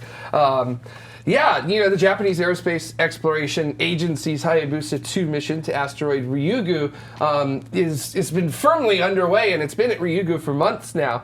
And it just completed 2 successful touchdown rehearsals, because it's going to touch down and grab samples that we're actually going to end up bringing back to Earth. And that touchdown is going to be attempted in 2019, so next year. And they're actually talking about maybe, you know, if things are looking good with it, they might attempt to do it in January. So we're like maybe a couple months away from them actually touching down on the asteroid and grabbing some samples to come back up with. Now, they had to do some reconnaissance. They had to get really close to Ryugu and take a look at it. Luckily, Is that what that is right there? that is actually an image of Ryugu with the shadow of Hayabusa 2 on That's it pretty right cool. there. So I just thought that's like, holy moly, look at that image right there. Like, that's something that we made out in the universe right there, casting its own shadow. Like, that's unbelievable. So they had to get close to Ryugu in order to drop off the two landers in the European Space Agency lander. So during that time period, they took very high resolution imagery of the surface of Ryugu in order to understand what it looks like and its composition, and also sort of how are we going to get Hayabusa 2 down to Ryugu's surface, and what should we expect if we attempt to land it there. And there's actually a really big surprise looking at Ryugu's surface, which is that it's almost entirely boulders and rocks. There's little, if any, of fine grains and powder, what we would call regolith, on the surface of Ryugu there. You know, because that surface has got a whole bunch of boulders and rocks, it's really tough to actually figure out where to land Hayabusa 2. Because if you come down and you hit a rock on the way down, you knock your spacecraft out of the attitude that you want to have it in. You crash into Ryugu and you break your spacecraft. It's got to have a bad attitude. It's going to be grumpy. Yeah, it's going to be. Wow, there it is. There's the terrible. dad jokes for the win. Ba-doom! Yeah, so they used every instrument on Hayabusa 2 in order to figure that out. They looked at optical cameras, spectrometers, they took temperature data, and they tried to find a landing site. And they think they have found one. It's about 20 meters across, but they need to do some additional reconnaissance of it. But Hayabusa 2, probably within a couple of months, is literally going to go right down to the surface of an asteroid, Ryugu there, and grab that material and come back up. So I have a great question from the chat room. Can we ask the guest what is the proper way to pronounce the name of 67P? Chudomov Gerasimenko. How do you say it? Chudomov That's Gerasimenko. so satisfying. Say it again. Wait, one more again, time, do it again. time. So Please, it's sorry. Chudomov Gerasimenko. Minka? Who wouldn't want to go there Gerasimenko. after Not, hearing it like not that? Minko. that is Gerasimenko. spot on. Yeah. So Okay, I will Yeah. never be able to do that. All right. Sorry for putting you on the spot. Thank you. That was good. Years. Yeah, you just need to come back because we do a lot of Russian stories and we fail every time. It's okay. Yeah. Our names are weird. It's fine. I try with the pronunciations, but I know I'm getting it wrong percent of the time. There were other things in the chat room. Chris Radcliffe says, I do like the Hayabusa 2 method of visiting a place. Stop by, drop a bunch of things, then go yourself. yeah, That's pretty good. And then Engineering method. Citizen 9701. Prices should now be given in units of James Webb Space Telescope. that's not bad. How many That's pretty James good. Webb telescopes will this cost? Yeah. Well, how many fractions? what? I was gonna say, how many what fractions of the fraction? James Webb Space Telescope? Yeah, I was going to exactly. say that there. Yeah. I do want to talk about something real quick that's related to this mission. At the International Astronautical Congress that was held this year, building off of the success of Hayabusa 2, JAXA is teaming up with the German Space Agency and the French Space Agency to have a follow-up mission similar in architecture to Hayabusa 2, but its target would actually be the moons of Mars, Deimos and Phobos, and would go in and collect the sample just like Hayabusa 2 is supposed to. And it has a return capsule on Hayabusa 2 that's going to return it to Earth so that we can study that sample that it's taking from asteroid Ryugu. So why not do a same type of thing robotically with either Deimos or Phobos or both? Yeah. So I think that that's pretty cool that this is a team up that isn't involving the rest of the European Space Agency, but just between Germany, France, and Japan. So looking forward to that too. And I'm super excited for those samples to get back to us here on Earth when Hayabusa 2 delivers them after it picks them up, because Ryugu is a carbonaceous asteroid, which is sort of the most common type of asteroid that you're going to find in the solar system. So if you just a bunch of stuff glommed together. Ryugu actually does look like what would be called a rubble pile, which is basically a whole bunch of material that's just gravitationally bound to itself over a very long period of time. Especially because there's practically no regolith on the surface. That sort of indicates that it's a rubble pile with it there. And by the way, that's the actual technical term, rubble pile, with it there. So, and I think what's really important about this is that we need to understand these types of asteroids if we're going to have to do a deflection mission at some point in the future of humanity here on Earth, because we know that there's got to be an asteroid out there that's going to end up hitting us at some point. So we've got to figure out how to do that and effective ways to do that. And looking at the material that Ryugu's made out of is one of those ways to do that. Awesome. And as Chris in the chat room said, this mission costs 2 milliwebs. So there you go, 2 milliwebs. So we figured That's out. That's going to be a thing now. Excellent. All right, let's move on. Space Mike, you've got a lot of really great stories, and I want to narrow it down to one or two here. So do you want to take the CubeSat story or Virgin Galactic or Virgin Orbit? Well, it's both. It's Virgin Space Companies.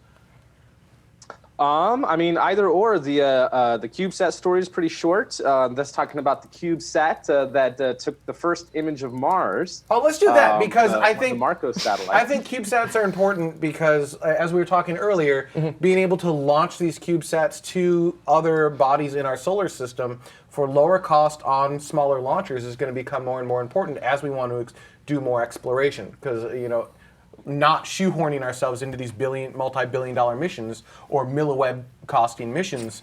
I'm making it a thing. I'm making it. Jesus, sorry, I got so excited. Piggybacking onto those really expensive missions, which is exactly what this CubeSat did. This is Marco B, one of 2 CubeSats that we're riding along with the InSight lander that's on its way to Mars right now. And one of them, Marco B, which is nicknamed Wally. Both the CubeSats are nicknamed. One of them, Marco A, is nicknamed Eve, and the other one is nicknamed Wally from the Disney movie. Stop it. Marco B took this image of Mars. Oh, JPL. And just you can see that's the high gain antenna and a little bit of the CubeSat's hardware that it was taking pictures of. But yeah, this is really cool. This is the first time. I mean, this wasn't their goal. I mean, this was just to see if a CubeSat would be able to survive a journey into deep space. And if it works, it's going to help relay data from the InSight lander as it's making its plunge into the Martian atmosphere and land. So this was kind of an unexpected bonus that they got. They were just trying to configure the cameras. They were... it was checking out the exposure settings of the camera. And as they got this on the ground, they noticed, like, hey, that dot right there, that's Mars. We just took the first image of Mars from a CubeSat. Holy cow. So I think that's really cool. That is really cool. Yeah. Is that a 6U or 3U? Oh. How big? How big is this? It's a 6U? Both of them are 6-unit okay. CubeSats. And as I said, they'll be helping with the Martian or the InSight landers deployment into the Martian atmosphere, which is supposed to be November 26th, I believe. So yeah, less than a month away now. Yeah, if I recall, InSight lander isn't going to rely on those CubeSats. It's going to be relying on the Deep Space Network to actually relay data back to Earth. But it doesn't help to have those as a backup and also to relay data to those spacecraft as well, just in case anything goes wrong. But you were going to say, I feel like you were, did I just say what you were going to say, or was Oh, no, I was going to say that the landing on November 26th, I believe, is occurring just a few minutes before 12 p.m. Pacific Daylight Time, or Pacific Standard Time. Which would be, 2000 UTC, I think, somewhere around there. Ben's the time guy, so. I'm sorry, what was the PDT? 19 What was it, PDT? It was PST. Oh, PST, so then you add 8. Okay, so it'd be about 2000 UTC around, just a little bit before that. So, very cool. So I'm gonna have some leftovers and enjoy it.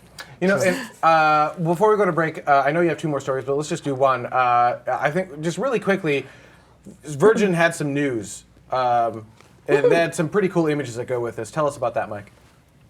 Yeah, so both of the Virgin groups that are trying to go to space are getting a lot closer. LauncherOne had some interesting tests that they did this week. They made it for the first time their LauncherOne rocket to their customized Boeing 747, which they have named Cosmic Girl. Yay. And this is the first time that they have done these fit checks and took it on a quick taxi around the runway that they were at there in Long Beach, California.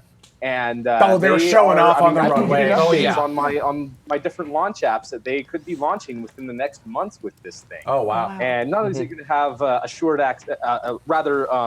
cheaper access to space, but just being able to launch from an aircraft, you can put things into just about any orbit you want.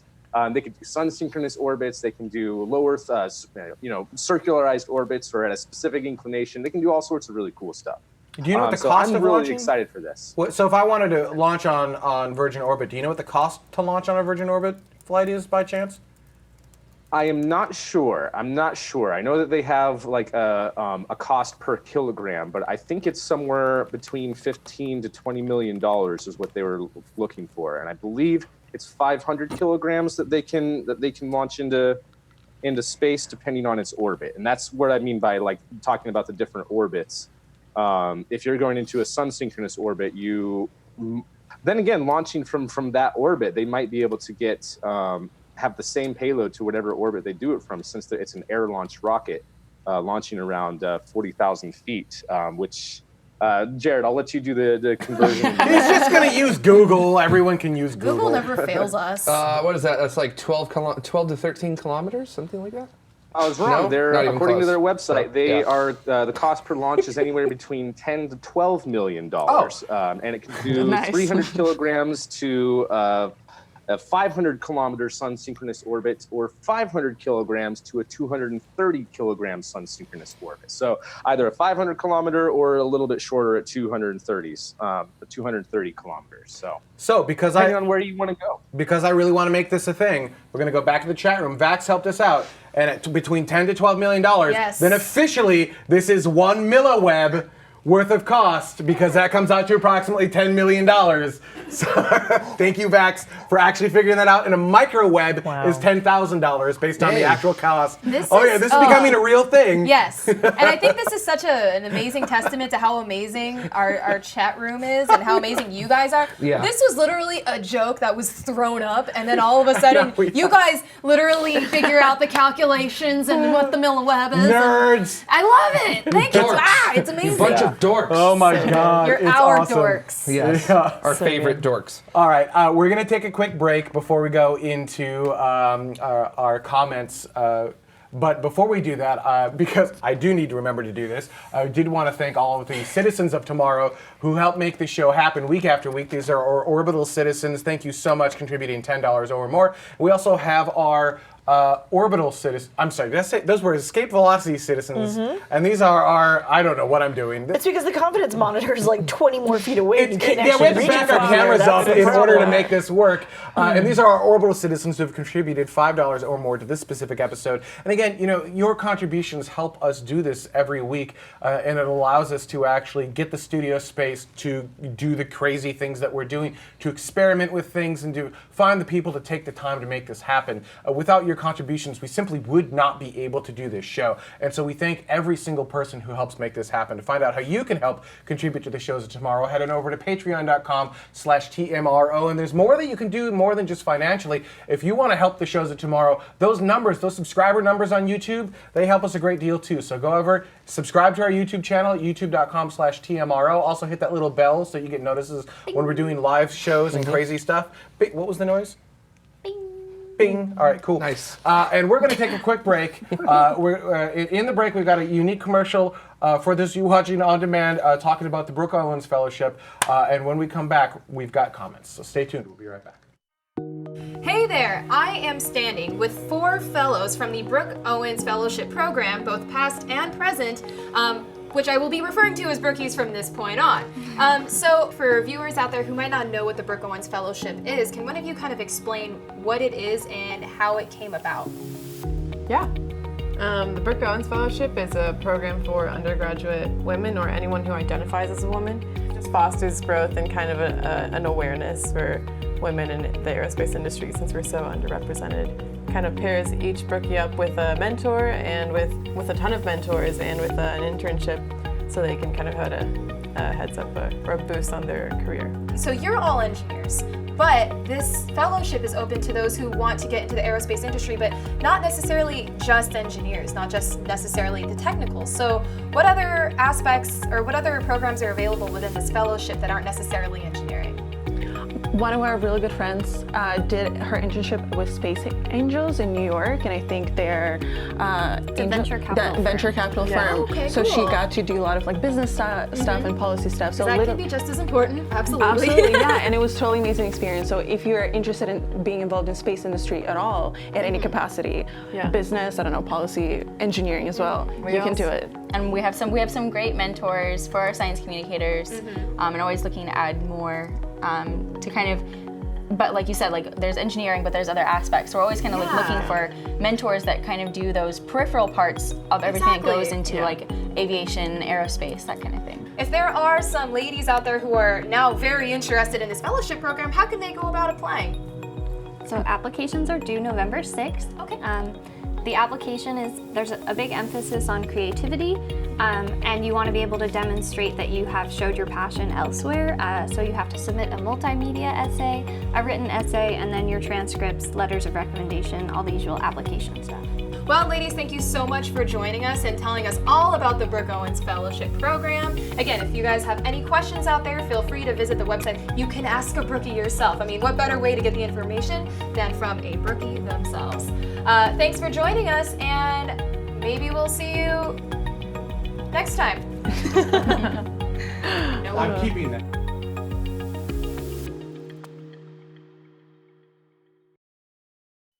Tomorrow returns. Now, before we get into, you were asked. Okay, we're gonna do this on air now. Yep. You'll do I'll bring us in and out. Right. And then you'll take care of the actual middle part. That part I knew. Okay, great. I didn't know if we were cool. No, I got us in and out. This is why people watch, by the way. Great. Yeah. So we're in now? Are we in That now? happened live. Now yeah. we're in? Now we're in. This is good? This is good. We're doing good. She asked me like moments before the commercial was Because done. he wasn't paying any attention whatsoever. Okay, cool.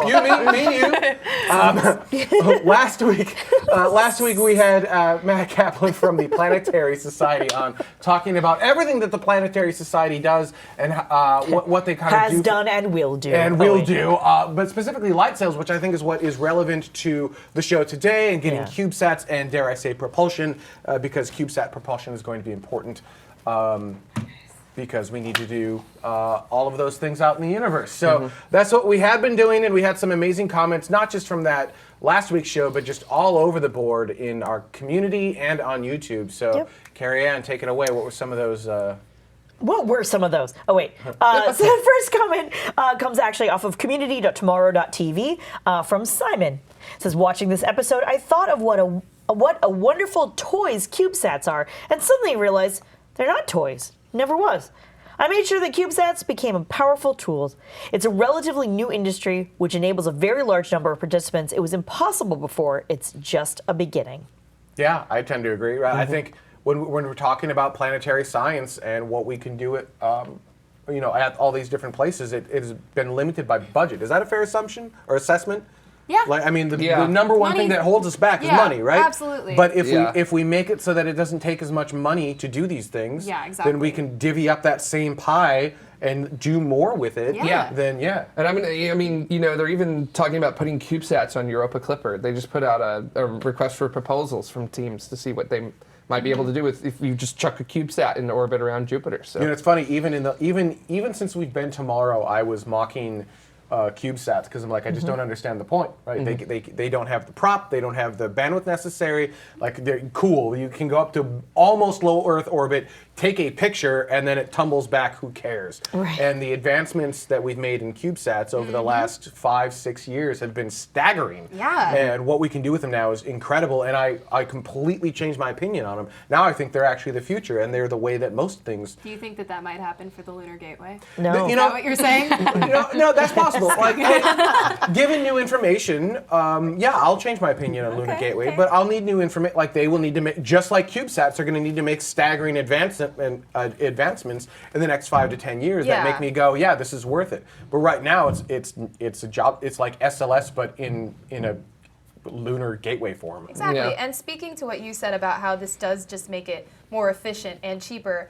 It's also just kind of adding into that whole democratizing space thing. No longer do you have to associate yourself with a multi-billion-dollar company or with the government. It's like, I literally, for instance, I work with students at Caltech who are working on a CubeSat as we speak. Oh, that's cool. Yeah, and it's like, it's so amazing where just maybe 10, 15 years ago, that was unheard of, you know? And now it's like, it's space, I feel like, is as corny as it sounds, it's getting closer and closer, as the days go by, which is really cool. It's not so out of this world. Microwebs in cost. Right? It's only maybe a microweb. Microweb. Have you worked on CubeSats? Yes, I have. Actually, my SUDS group at UCSD, where I got my undergrad from, we entered the CubeQuest competition for NASA, and we were competing against like actual companies. Like every other student group dropped out, and we got like 4th place. So we were like a secondary payload for SLS. Nice. Yeah, but we never built it because we were just like, well, I mean, we built Because SLS won't fly? Possibly, Possibly. but then we also got like 4th place, so we were just like, whatever. So maybe from like a perspective of like overall percentage built, your CubeSat was more built out than SLS will be. Probably. Okay. Even Gotcha. That's pretty impressive. So- That's something. Because That's I mean, something. Oh, we're taking so the, hard on SLS. Well, I mean, they're taking the tanks right now, and they have to go redo them. So Yeah. Yeah, and we were like, as we were submitting our like last proposal, they dropped the tank, and we were like, oh, it's over. Right. We're like, it's over. No, it's not over. It's not over. I Well, it have. was over for us. It Yeah, was, yeah. It'll launch once. It'll launch once. Wow. all right. All right. SLS is what, 3 James Webbs in cost right now? So, Right. Or I more. think SLS is like half a James Webb per year. Oh, wow. So Ouch. Dang. All right, next comment comes off of YouTube from one Tech Turtle. Does anyone Very know? slow-moving technology is what that is. yes. Does anyone know if they've ever tried fish alive in space Yes. or an aquarium in space? Wait! Would fish live? Could they swim? Jade? Yes. There is. Throw it to Jade. There is an Was? There Was? is. Is? It's still there. Yeah, there is a fish tank on the ISS. Oh, I was thinking there was. And it's really cool. There was an older mission too in Apollo era. Mir? They took a fish that up was there? Mir. Mir? Yeah, maybe it was Mir, but it was that era. Yeah. It's not just. Yeah. We've done this for a while. But what's the? I actually didn't know we had current fish up there. Yeah. There's right now the first batch of fish they studied was this like small Japanese fish, and they actually partnered with JAXA. And it's really sad though. But this first of all, why fish in space? Well, actually, their skeletal structures are actually kind of similar to ours in terms Because of. awesome. That's why, Because- Jade. I mean, come on. Well, because just a there's no blob of. so I feel like they could just go wherever they want. I don't Like, want it to be a contained not fish tank an either. I issue. want it to be a blob of water with just a bunch of fish that like So absolutely sometimes pop out and not. come back in. That's cruel. But it is kind of sad though because we just talked about it right now. Like the effects of space on the human body are definitely notable, but it takes about 10 days for those effects to start to really set in. For fish, it happened instantaneously. Whoa. And like twice as fast. Oh, those poor And little those fish. poor babies by the end Oh. of exactly. They had a headache That's immediately. They terrible. got to space and they're like, They're like, oh. oh, I didn't I need some aspirin. Spine ache. It was Yeah. By the terrible. way, just to throw it out there, Skylab 3 carried several fish up. Oh, yeah. on So that They were the Apollo first era one. So, ish, yeah. right? Skylab was essentially an Apollo upper stage. Yeah, it looks like the Smithsonian magazine actually has a really good article about fish in space and the history of that. Saturn so. V upper stage. Yeah, everyone's going to yell at me for being wrong. All right, cool. Oh, Yeah, so sweet. do Saturn V upper stage was it then? You know? which Saturn V upper? Yeah. Yeah. Do you know which stage it was of the Saturn that they turned into Skylab? The second Just stage. picking your brain. It's the second stage of is third. It Well, was the third stage. No. It's, a wet oh, it's the workshop. upper stage. You're right. The upper stage. Although it wasn't The upper stage. the uppest most stage. And then the thing that really blows your mind is how freaking huge that was as compared to even like usable volume as compared to ISS. That thing is just massive. The uppest stage. Right. Yes. Robert Allen off of YouTube has a really great question, which is, where's a video of fish in space? Oh yeah, where's the? Is Do there we have video? some video? I don't me know. see. Roll that beautiful fish in space footage. Let's look for it. No, I wasn't joking though. I feel Yeah, like I know, right? we have a silly webcam on our. Yeah, I'm dying tempted fish to over turn the there. camera around. Here we go, and the video is They titled. are dying. NASA.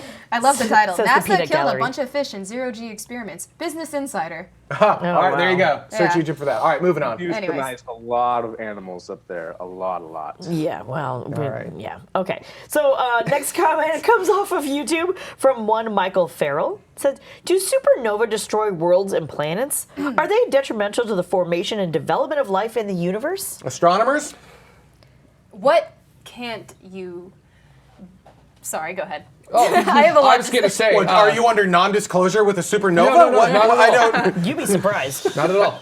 We actually know of several pulsars that have planets going around them. So a pulsar is basically the dead remnants of a star that went supernova at the end of its life. So we don't know, we can't pin down whether the planets existed there before the supernova or after the supernova, but we do know that there are planets going around them. We even know that there's a pulsar with a protoplanetary, what we would consider a protoplanetary disk going around it. Basically a big disk of gas and dust that would be the beginnings of a solar system, sort of its like true infancy of it beginning. But we don't know whether that happened before or after the supernova. The supernova could still destroy a planet. Oh, I would imagine absolutely. You would have to be. I think the safe range is if it was an active supernova. Minimum safe distance. Minimum safe distance is like 50 light years.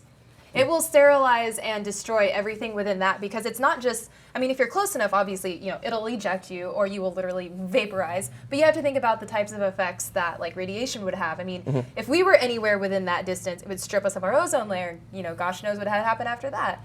And like you said, there are planets around these pulsars, but they're sterilized. And it's like, in terms of how we know life, what we know about how life evolves, that would basically put a hard stop on any potentiality. I know that one of those pulsar planets is actually so close to the pulsar that if it had a magnetic field around it and something to interact with the radiation, it would have basically planet-wide aurorae that would be like whipping in the sky back and forth, tens of miles per second, or tens of kilometers per second. I'd take a trip there with that. So it sounds really cool. Yeah, that'd be pretty. So take me through the theoretical timeline. So you have the star.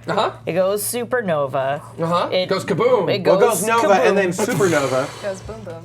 It's a good thing we're on camera. Nova, mega nova, then supernova. Then really nova. Stop. Sincerely though, star, supernova, goes kaboom.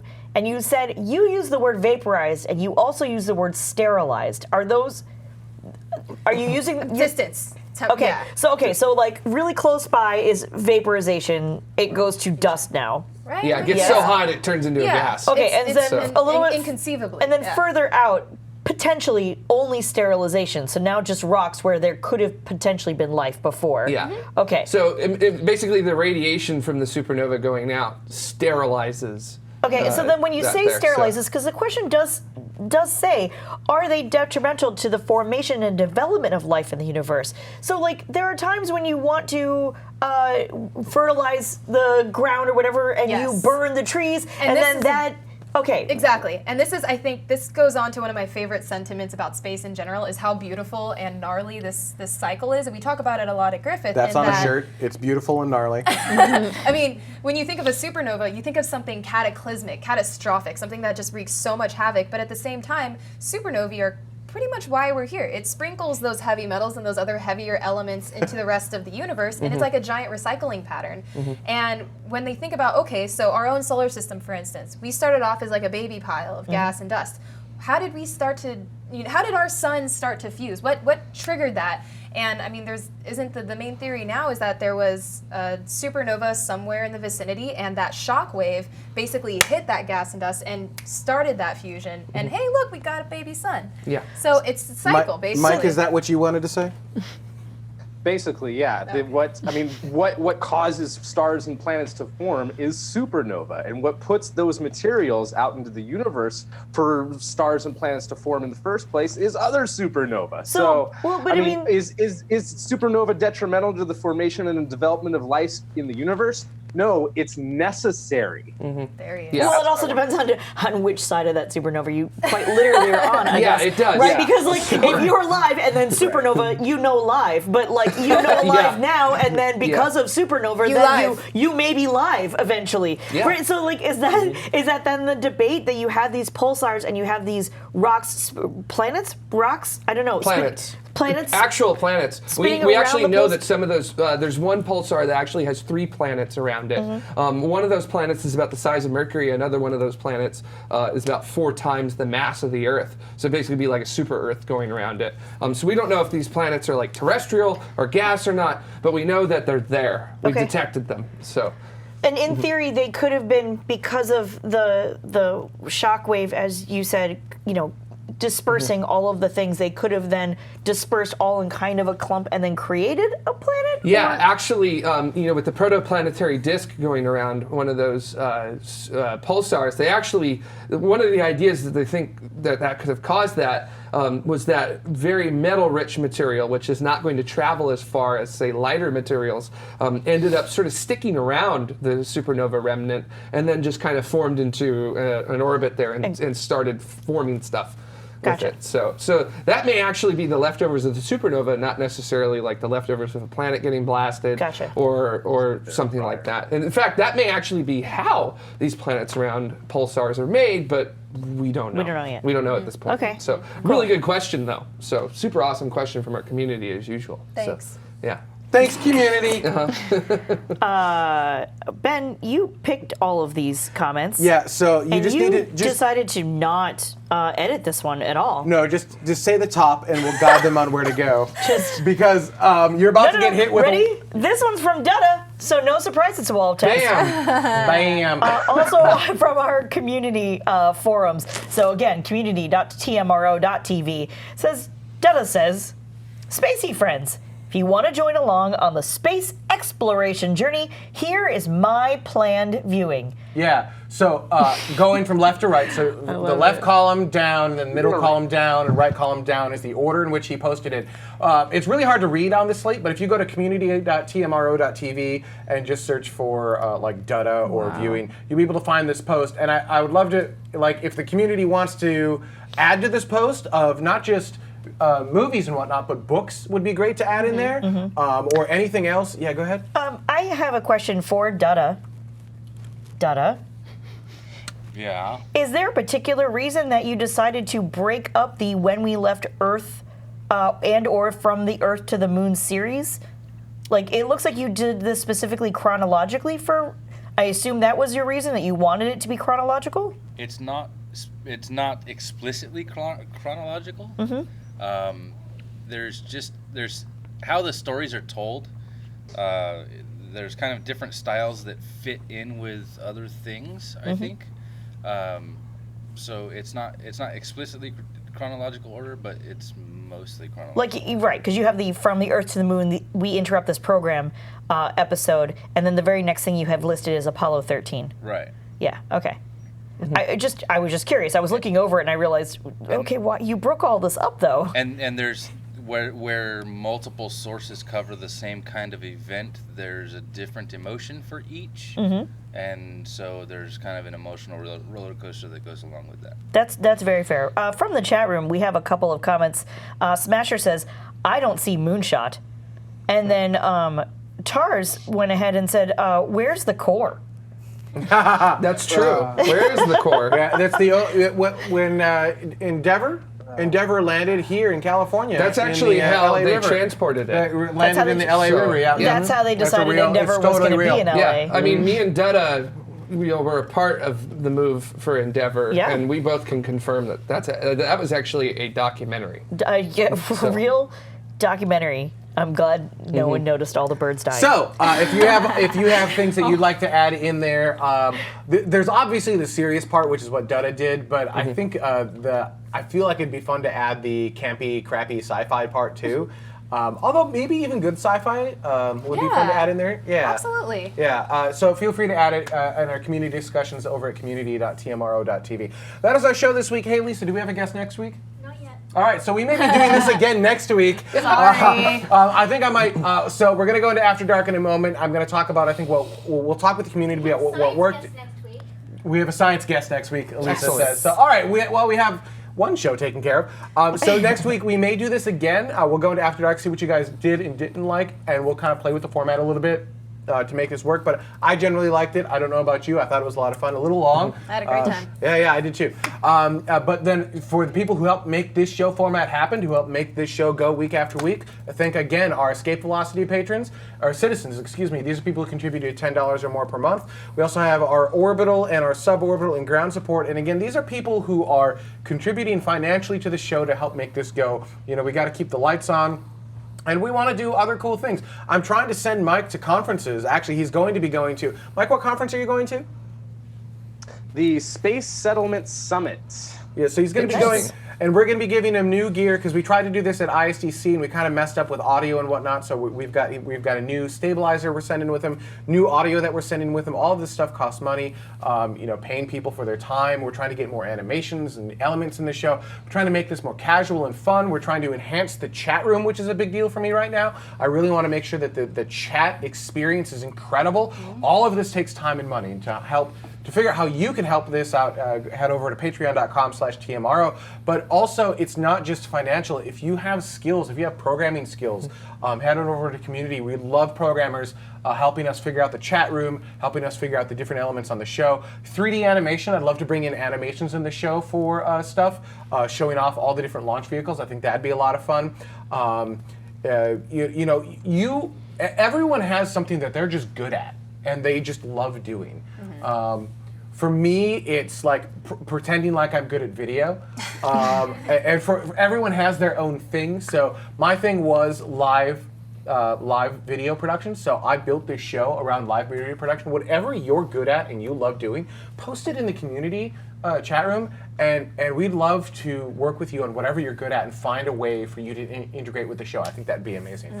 So that is our show for this week. I'd like to thank everyone so much for joining us and bearing with us through the new format. Again, I hope you like it. Constructive criticism in the comments. We'll talk a little bit more about that after dark. Speaking of, that's up next. See you guys next week. Bye. Bye-bye.